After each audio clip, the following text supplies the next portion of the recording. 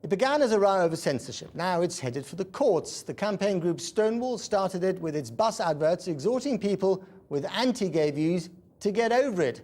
Then a Christian group retaliated with posters pushing the line that therapy can change your sexual orientation, before also adding "get over it."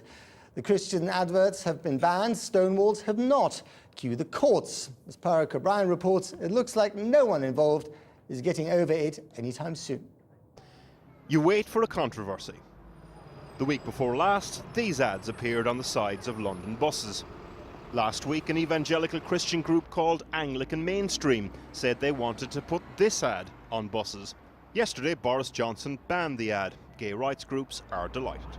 I think if this advert had appeared in a different place, people might not be so exercised about it. But in London, in the public space, where young people who might be struggling with their sexuality could see it and think that they might, be diseased as gay people, I think that's deeply inappropriate.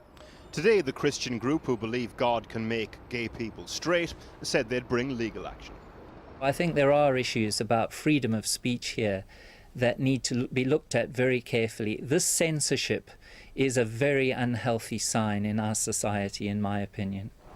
So what happens next? Well, the solicitors write to Boris Johnson asking him to lift the ban and explain the rationale behind it.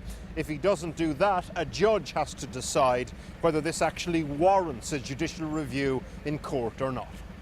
Things will upset people, things will cause people great pain, but that's simply not enough to say that we can protect people from every single bad idea or every single upsetting idea. Why do you think Boris did it then? There must be an element of electioneering about this. We put this to Team Boris Johnson and are awaiting a reply. There's a hustings event organised by Stonewall for all London mayoral candidates tomorrow. This may turn out joining a list of similar cases: the British Airways crucifix case, the Bideford Council prayers one, now the gay bus ad case. So what do all of these cases have in common? Well, for one thing, they have the same team of lawyers. Another thing, they very rarely actually win. And finally, they generate acres and acres of column inches about how persecuted some Christians feel.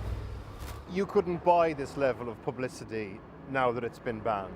We couldn't. One has to wonder if God is not perhaps active in this. It wasn't our intention to provoke this situation. As Sonnet it has. The publicity is obviously good. It'll be interesting to see how this row plays in the run-up to the mayoral election. But with God on your PR team, it probably will. Now, the election for London's mayor takes place on the 3rd of May, and here is a full list of the candidates. And for more on that story, do go to our website. It is, of course, channel4.com/news.